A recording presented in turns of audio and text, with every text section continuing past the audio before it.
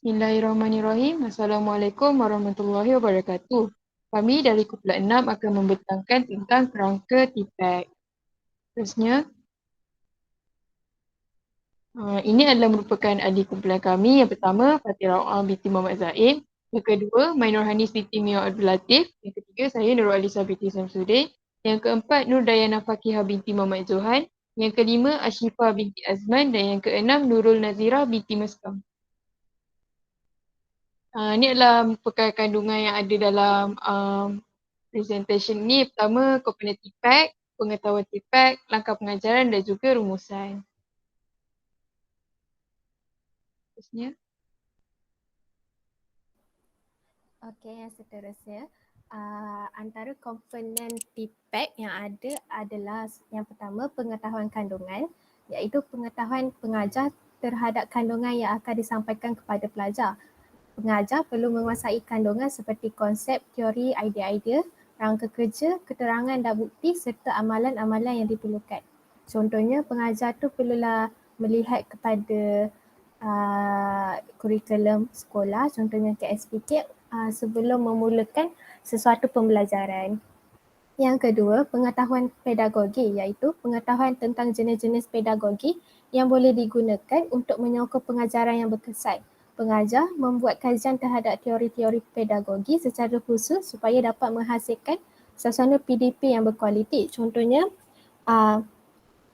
guru lebih bersedia dalam menyediakan bahan bantu mengajar yang lebih menarik dan bermakna kepada pelajar-pelajar supaya mereka dapat sesuatu input yang bermanfaat. Kemudian seseorang pengajar tu mestilah mengamalkan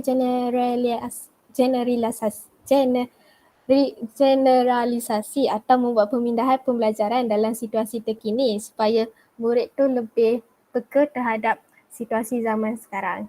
Dan yang ketiga iaitu pengetahuan teknologi, iaitu pengetahuan terhadap jenis-jenis alatan, perkakasan atau perisian termasuk boleh mengendalikannya dengan lebih baik. Yang kedua, pengetahuan seorang pengajar terhadap teknologi yang biasa digunakan dalam pengajaran sama ada teknologi berbentuk analog. Contohnya, guru menggunakan paparan LCD kepada murid-murid atau membuat latihan menggunakan quizzes, Quizlet dan sebagainya. Yang seterusnya.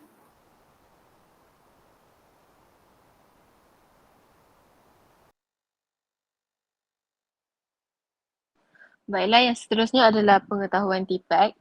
Ini adalah impak pengetahuan TPAC apabila guru dan pelajar menggunakannya semasa dalam kelas.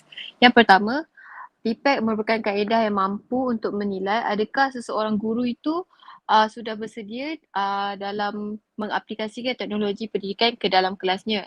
Yang kedua adalah menjadikan pembelajaran lebih mudah, membantu menyelesaikan masalah yang dikemukakan ataupun membangunkan pengetahuan baru semasa seorang guru mengajar di dalam kelas.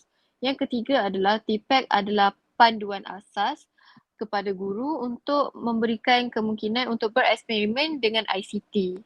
Jadi TPAC kat sini dapat memberikan banyaklah pengalaman guru untuk lebih bereksperimen dengan ICT iaitu teknologi. Seterusnya adalah untuk menerangkan berkenaan pengetahuan yang sangat diperlukan untuk menjadikan integrasi teknologi ini berjaya semasa proses PDP. Sekali adalah alat teknologi khusus seperti perkakasan, perisian, aplikasi, amalan literasi maklumat yang berkaitan dan lain-lain adalah yang terbaik digunakan untuk mengarahkan dan membimbing murid ke arah pemahaman yang lebih baik dan lebih mantap mengenai perkara tersebut. Seterusnya.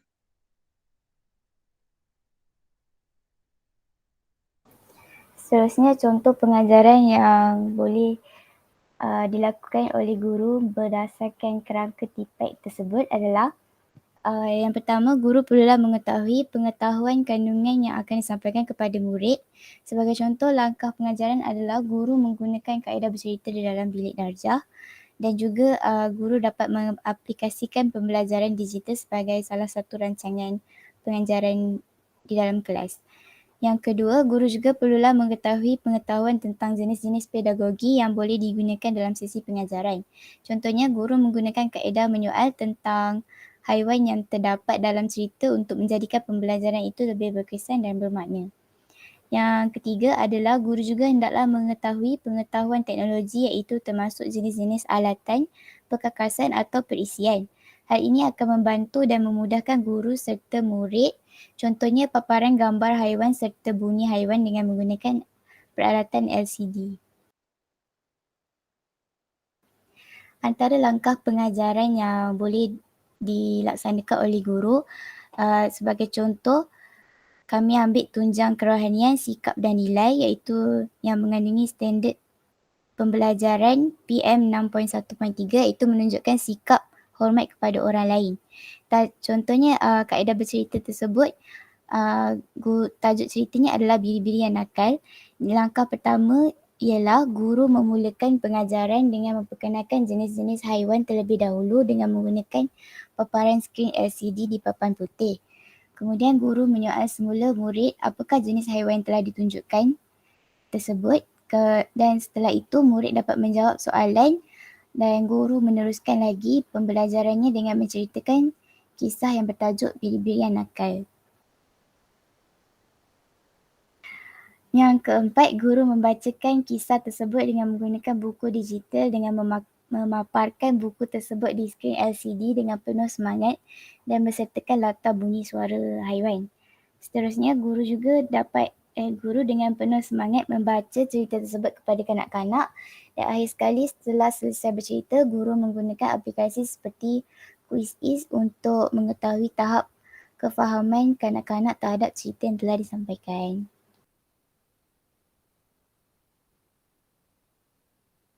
Okey, rumusan untuk ni ialah pentingnya untuk menggabungkan ketiga-tiga elemen ini secara bijak untuk mencipta pengajaran yang berkesan. Yang pertama, pengetahuan tipik ini membantu guru untuk mereka bentuk penilaian yang bersesuaian dengan objektif pembelajaran serta strategi pengajaran yang digunakan. Jadi penilaian yang baik boleh membantu mengukur pemahaman pelajar dan memberi maklum balas untuk meningkatkan pembelajaran. Yang kedua, dengan menggunakan teknologi, guru boleh mencipta lebih banyak pengalaman pembelajaran berpusatkan pelajar. Jadi teknologi ini boleh digunakan untuk menyediakan pilihan, menyesuaikan pembelajaran dan menggalakkan kerjasama dalam kalangan pelajar. Yang ketiga, pengetahuan tipik ini menggalakkan guru berfikir secara kreatif tentang cara mengajar serta bahan bantu mengajar dan menggunakan teknologi dengan cara yang inovatif. Ini boleh mengelakkan pengajaran yang membosankan dan membantu menjadikan pembelajaran lebih menarik untuk pelajar. Sekian sahaja daripada kumpulan kami. Terima kasih.